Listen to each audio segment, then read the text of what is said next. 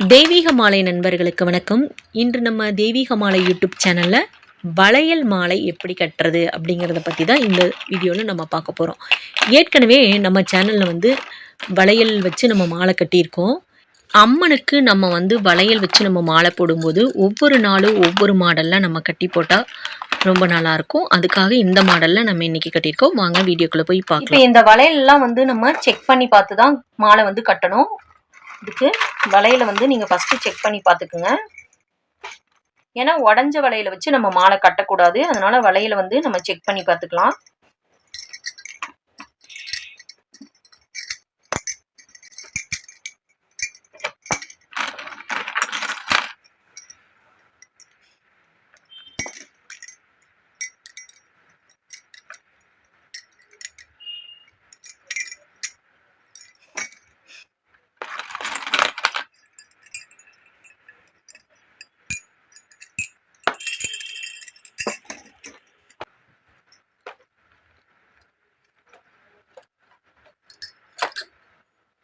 இங்கே பாருங்க, இந்த வளையல் நான் செக் பண்ணி தான் வாங்கிட்டு வந்தேன். ஆனால் இந்த வளையல் உடஞ்சிருக்கு.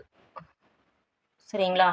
நம்ம கடையில் செக் பண்ணிட்டு வந்தாலும் நீங்கள் வளையல் மாலை கட்டும்போது ஒருக்கா செக் பண்ணிக்கிங்க. ஏன்னா உடஞ்ச வளையலில் நம்ம அம்மனுக்கு மாலை கட்டி போடக்கூடாது. அதுக்காக நம்ம செக் பண்ணி பார்த்துக்கலாம். ஓகேங்களா? இந்த வளையலை எடுத்துருவோம்.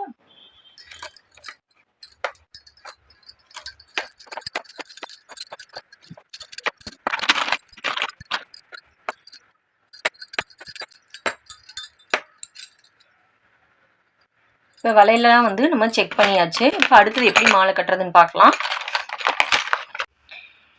நான் அந்த மாலை கட்டுறதுக்கு 2 வளையல் நான் எடுத்திருக்கேன். நம்ம ரெண்டு வளையலாக ஜாயின் பண்ணி ஃபஸ்ட்டு நாட் போட்டுக்கலாம். பூ கட்டுற நூலில் இந்த 2 வளையலையும் சேர்த்தி நம்ம ஒரு கட்டி எடுத்து வச்சுக்கோங்க. இந்த 2 வளையலையும் சேர்த்தி கட்டியாச்சு. நல்லா டைட்டாக கட்டிங்க. ஒரு 2 முடிச்சு நம்ம போட்டுக்கலாம்.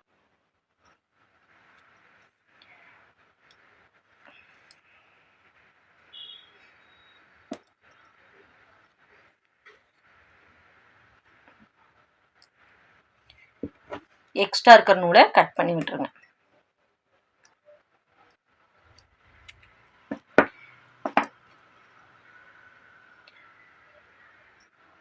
இந்த 2 வளையலும் கட்டியாச்சு. அடுத்து கிரீன் கலரில் 2 வளையல் எடுத்துக்குவோம். மேலே ரெட் கலரில் 2 வளையல் கட்டியிருக்கோம். இப்போ கிரீன் கலரில் 2 வளையல் கட்டணும். இப்போ இந்த 2 வளையல் பார்த்தீங்கன்னா இந்த ரெட் கலர் வளையலோடனா சேர்த்தி வச்சு இப்போ இந்த 4 வளையலையும் ஒன்றா கட்டிடலாம்.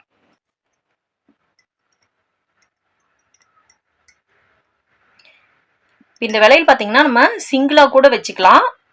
நான் கொஞ்சம் திக்காக இருக்கட்டும் அப்படிங்கிறக்காக டபுளாக வச்சுருக்கேன்.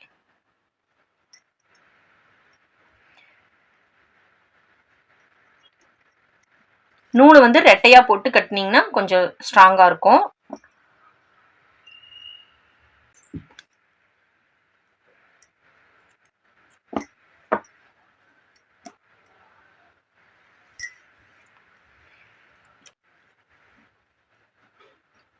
இப்படிதான் 2 வளையலாம் சேர்த்தி கட்டணும். பாருங்க, நான் 2 வளையலா சேர்த்தி கட்டியிருக்கேன். 2 வளையலா சேர்த்தி நம்ம கட்டியாச்சுங்க. மாலையில இது ஒரு சைடுக்கு வர மாதிரியும் இது ஒரு சைடுக்கும் தனித்தனியா தான் நான் கட்டியிருக்கேன். இப்ப அடுத்து இன்னொரு 3 வளையல் நான் எடுத்திருக்கேன். மொத்தம் 27 வளையலாச்சு. இப்ப இது எப்படி கட்டுறதுன்னு பார்க்கலாம். இதை நம்ம இப்படி வர மாதிரி வச்சு கட்டிடலாம். சரிங்களா? இந்த 2 வளையலையும் சேர்த்தி நாட்டு இந்த இடத்துல இந்த 2ஐயும் இப்படி சேர்த்தி ஒரு நாட் போட்டுக்கலாம். இந்த 2 வளையலையும் நம்ம சேர்த்தி நாட் போட்டுக்கலாங்க. இந்த 2 வளையலையும் சேர்த்தி வச்சு கட்டிக்கிங்க. இப்போ அடுத்து இந்த வளையல இப்படி இந்த 2 வளையலோட ஒன்றா சேர்த்திக்கணும். இந்த இடத்துல இந்த 2 வளையலோட சேர்த்தி கட்டிடணும். இப்போ நம்ம இப்படி 3 வளையலையும் சேர்த்தி கட்டியாச்சுங்க. இப்போ நம்ம இந்த வளையலோடனா அதை ஜாயின் பண்ணணும். இப்போ கீழே பார்த்தீங்கன்னா நமக்கு 2 கிரீன் கலரில் வளையல் இருக்கு. இந்த சைட்லயும் கிரீன் கலர்ல தான் இருக்கு. நம்ம இப்படி வச்சு கட்டிக்குவோம். சரிங்களா? இது கட்டும்போது பாத்தீங்கன்னா இந்த வளையல கட்டும்போது இந்த சைட்ல நம்ம கட்டும்போது இப்படி ஒட்டி இப்படியே வச்சு நம்ம கட்டணும்னா உங்களுக்கு கரெக்டா வராதுங்க. நீங்க கொஞ்சம் இந்த இதை வந்து சைடுல இப்படி இப்படி வச்சுக்கோங்க. அதாவது இந்த வளையலோடனா இப்படி நேருக்கு நேர் வச்சு கட்டாம இப்படி சைடுல வச்சு கட்டணும்னா மாலை கொஞ்சம் அகலமா இருக்கும். சாமி கழுத்துல போடும்போது பாக்குறதுக்கு அழகா இருக்கும். அதுக்காக நம்ம இப்படி கட்டுறோம். இந்த இடத்துல வச்சு கட்டிக்கிங்க. இந்த மாலை கட்டினதுக்கு அப்புறம் நமக்கு இப்படிதான் வரும். இது பார்க்கவே ரொம்ப அழகா இருக்குங்க பாருங்க. மாலை வந்து கட்டினதுக்கு அப்புறம் நமக்கு இப்படிதான் இருக்கும். கிரீன் கலரும் ரெட் கலரும் கலந்து இந்த மாலை வந்து நான் கட்டியிருக்கேன். இப்ப பாத்தீங்கன்னா மேலையெல்லாம் வந்து நான் ரெண்டு வளையலா வந்து வச்சிருக்கேன். 2 வளையலா நம்ம வச்சிருக்கோம். கீழே வரும்போது பாத்தீங்கன்னா நான் வந்து ஒரு வளையல தான் வச்சிருக்கேங்க. ஒத்த வளையல தான் வந்து நான் ஜாயின் பண்ணி கட்டியிருக்கேன். ஏன் அப்படின்னு பாத்தீங்கன்னா நம்ம 2 வளையல் கூட வைக்கலாம். ஆனா நான் வந்து 27 வளையல்ல நான் மாலை போடணும் அப்படிங்கறக்காக நான் வந்து இப்படி கட்டியிருக்கேன். மேல வந்து நமக்கு இந்த லைன்ல 12 வளையலும் இந்த லைன்ல 12 வளையலும் மொத்தம் 24. கீழே 3 வச்சா 27 ஆச்சு. அதனால நான் வந்து இது இப்படி கட்டியிருக்கேன். இப்ப கழுத்துல சாமிக்கு மாற்றுறதுக்காக பாத்தீங்கன்னா இப்ப மாலை வந்து நம்ம கழுத்துல போடணும் இல்லையா, அதுக்கு வந்து நம்ம இப்படிதான் கட்டியிருக்கோம். அதுக்கு வந்து எக்ஸ்ட்ரா நூல் ஒண்ணு எடுத்திருக்கேன். நான் வந்து உள்ள நூல் எடுத்திருக்கேன். ரெட்டையா எடுத்துக்கங்க. இப்ப 4 நூல் வர மாதிரி நான் எடுத்திருக்கேன். இத வந்து இப்படி கட்டிக்கலாம்.